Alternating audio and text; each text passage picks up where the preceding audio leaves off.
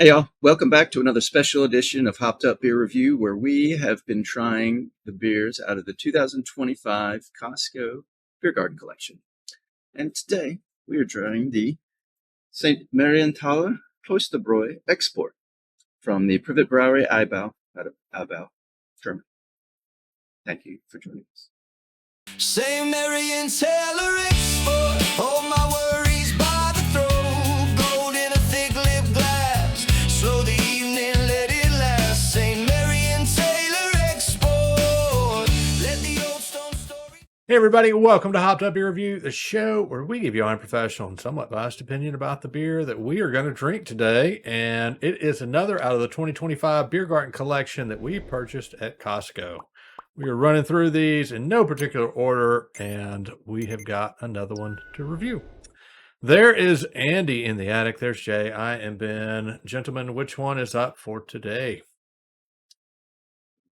St. M. Export. It's our second from the St. M's, correct? I know we've done the one. At least one. That. Yeah, I know there's at least one, maybe two more. There's two. But Yeah. As we get closer towards the end of the Biergarten collection. Is it ever going to end? We weren't saying this with the others really because we've had better experiences in the 3 prior years. I wouldn't say this one's been horrible. I mean, it's just not as great as some. It's not lived up to the others. And even after the second year where we had duplicates from the year prior, we still liked them. And like we talked about, maybe some of that's the price point and where they're trying to grow and recruit these beers, but for breweries. Yeah, I mean, obviously go ahead. I was going to say the first 2 years it was from Kalia, was the company or the distributor that did it. And then the last two, I don't remember who the name of the distributor is, but the Kalia, they from the story I remember, Costco took too long to order in 2024 with Kalia, and therefore did not get it. So they had to quickly. And what it seemed like with this box in particular, they just went to probably a handful of breweries and just did a lot of repeats, like the St. M.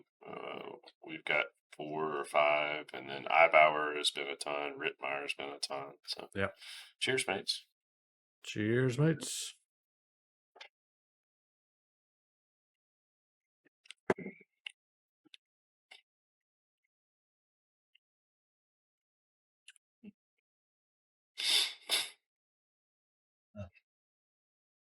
So the St. Marienthaler Klosterbräu Export is a Dortmunder export.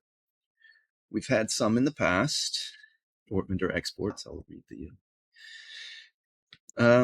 European style export, malt forward flavor, sweetness of a German style Helles, but the bitter base of a German style Pilsner. All about balance is this. Medium hop character, firm but low malt sweetness. Look for toasted malt flavors and spicy floral hop aromas. Now, they describe the tasting notes as having banana, clove, and citrus.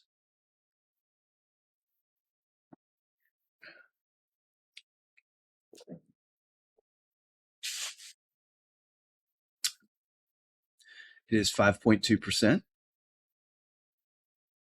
This, as we discussed in the prior St. Marienthaler, is the label brewed by Privatbrauerei Eibau on behalf of the St. Marienthaler Kloster. It's a traditional monastery beer, and it's associated with the Cistercian convent, Kloster St. Marienthaler in Ostritz. And it's that was brewed, or they had, not the specific one, but they had been brewing at that monastery since 1357, and then it was transferred to Eibau in 1998 using the monastic recipes when it's under this label. So there's multiples under the St. M label at Privatbrauerei Eibau. which we have done a bunch of in the past couple of years. I don't remember if Eibau was I don't think that was in the Advent calendar. I don't think recall so. This is a microbrewery founded in 1810 on decree of King George, or the King of Saxony. I don't forget it. After I a think we petition by citizens. just came across it in the Yeah. Biergarten collection boxes. The Eibau is known to make one of the oldest black beers in Germany. And it didn't become known as Eibau until 2010, until change of ownership. Yep. It's got the cool crest. So, it's on the other ones that are specifically Eibau, I believe that crest is a little bigger. And I think they just include it there to show the label or to show it on this label. It's being about the brewery. Andrew? Yes, sir. Text It shows that it is brewed according to the German purity law, the Reinheitsgebot. Gotcha. All So right. whenever you see Reinheitsgebots, that's what it is. Now, Ben, you're notorious for not logging. Have you had this one?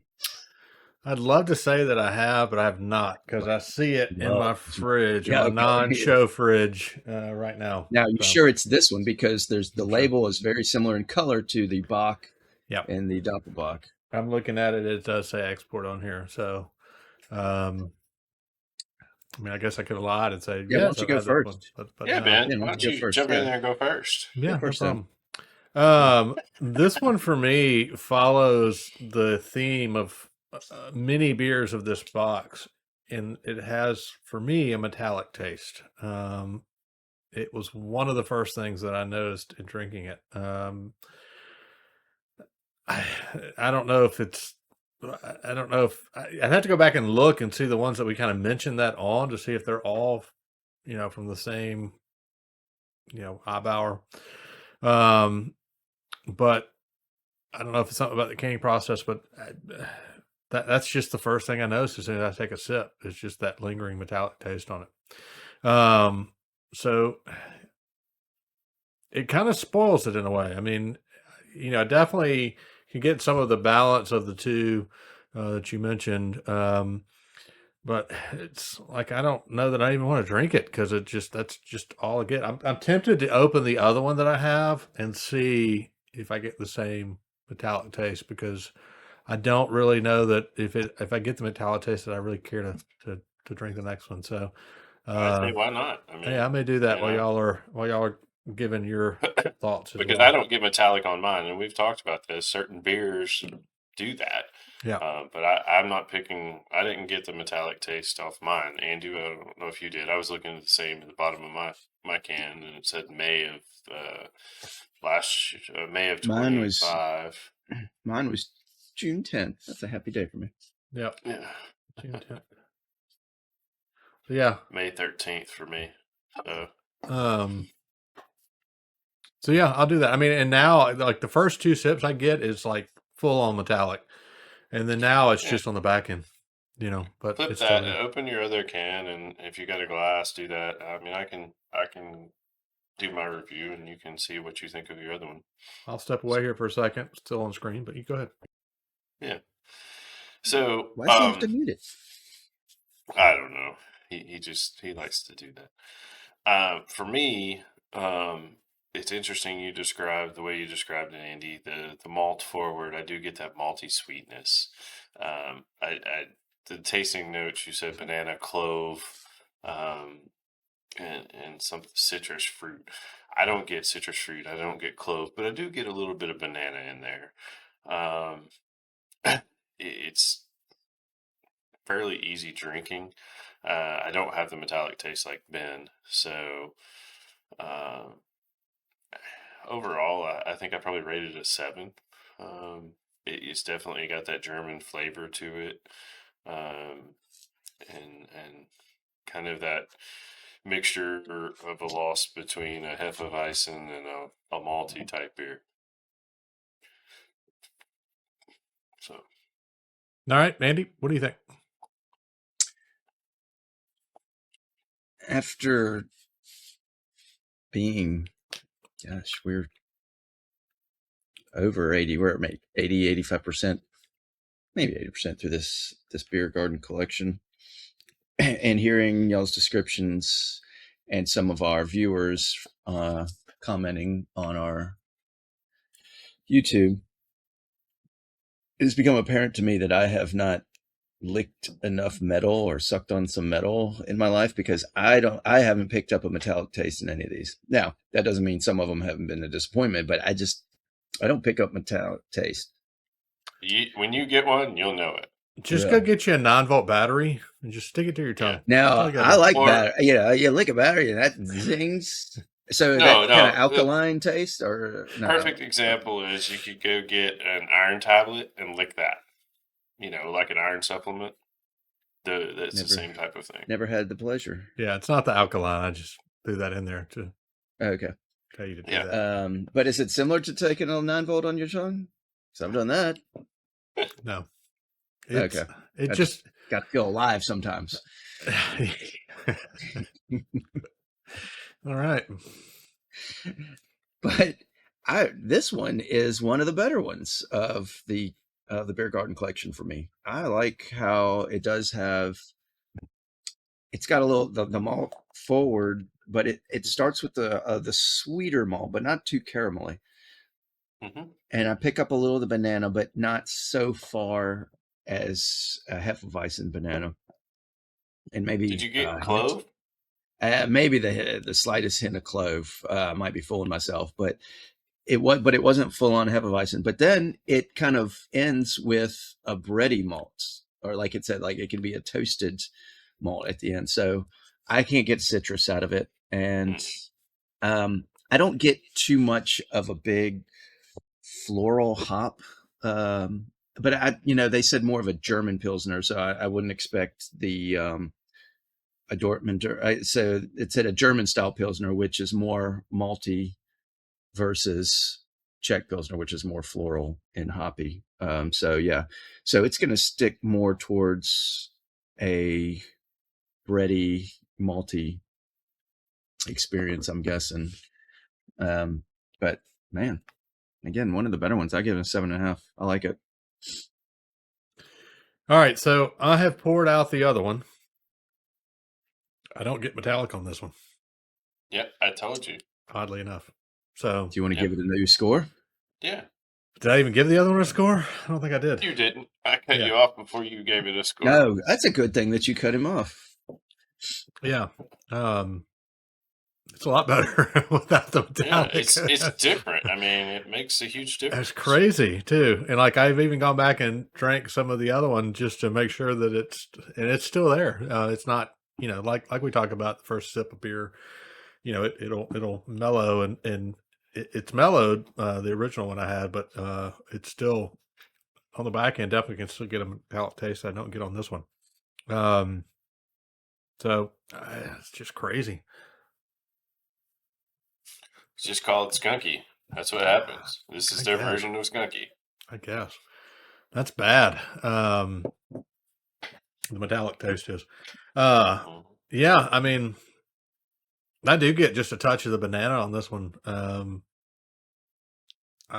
definitely don't get the citrus, though. I'm still just stuck on how different they are.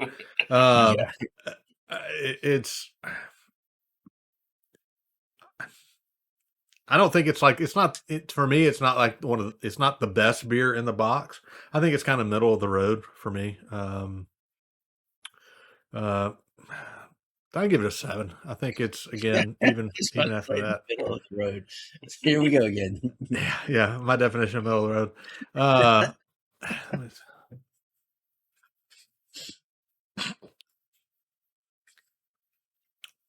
I give it, I may give it a 7.5, actually.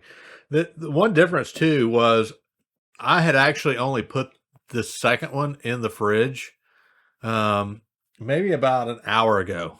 So it's not real cold. Where the one that is metallic tasting has been in the fridge for 2 months. That probably has nothing to do with it, but that's just the only other thing I wanted to mention, given that we're very scientific on this show, and how we We do You're think probably getting some better flavor out of the second one. it definitely is a lot better. And again, it's The metallic one you would want very cold. yeah. So I don't know. I think it just. I think the fact that we've gotten some, or I've gotten some metallic ones, Jay. I think you've mentioned that as well. We've had some comments on that. We've talked about that before. Yeah, I think it makes me wonder if we want to do this again next year for the Biergarten collection. So I think a couple years in a row now. Yeah, we have.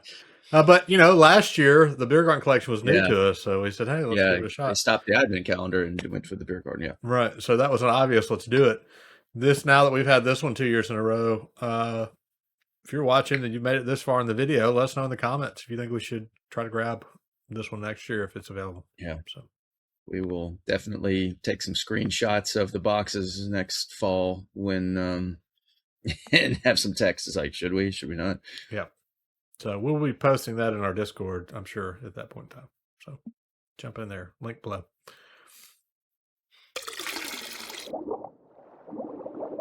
All right. That is going to be a 7.3 for the St. M export. The non-metallic tasting version. We want to preface that. Oxidized is what we really learned. That's what we learned here in the break. Oxidation is what will cause that metallic taste. So the sucking on pennies thing. I can remember. I know sucking on pennies because that was like what was that? An old wives' tale that if you sucked on pennies, it would get the smell of alcohol, and you could get the alcohol out of your breath. Yeah, if you get pulled over. Stupid high school and college kids. How many pennies did you swallow, Andy? I'm shining copper. Again, I'm like a regular copper knife. Wasn't that a live album? That's Throwing Copper. Throwing Copper. From Live. Yeah, Throwing Copper. Yeah. Yeah. Shining Copper. That was the working title. Oh, goodness. All right. If you have had this beer out of the Biergarten collection, let us know what you think. If you've had any metallic beers from this collection as well, we definitely would love to hear about that. We have already had a comment or two about that, and would love to hear your experience as well.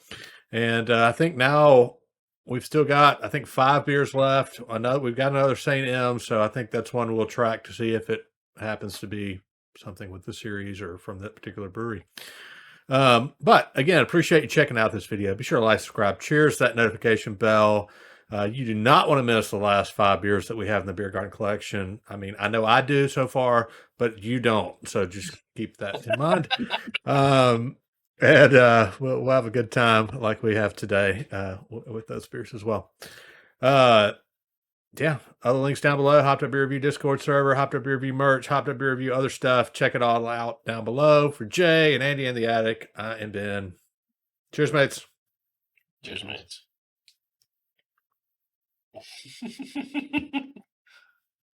Don't drink that one. St. Marienthaler Export.